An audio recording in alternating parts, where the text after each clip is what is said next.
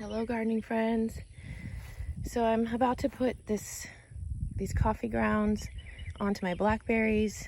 I wanted to show you my blackberries, but I just think I'm literally walking by this trailer to go to my blackberries, and this is where the coffee grounds come from.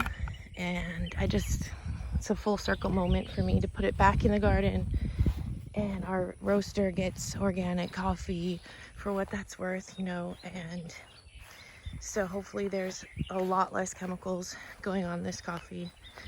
And either way, coffee grinds are great for blackberries and raspberries.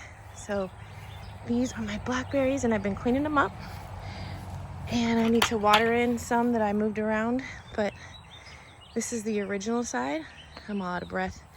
This is kind of dying back a little, and then this is my second row that, like, maybe 2 years ago, maybe 3, we moved over some babies and put a little fence, and so these are younger, and I'm kind of propping them up today and giving them some help, but they're pretty loaded. Look at this mess.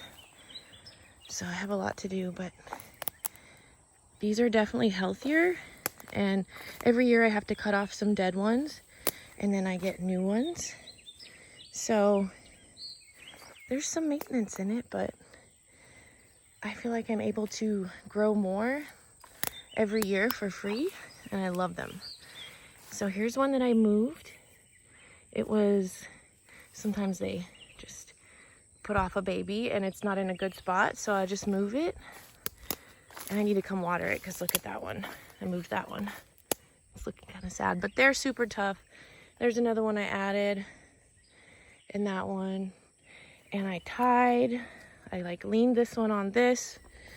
I tied this one because it was flopping over that way, and I have to mow after I clean up. And ideally I'd have this like an arch over this, but I don't have one. So these are the older ones.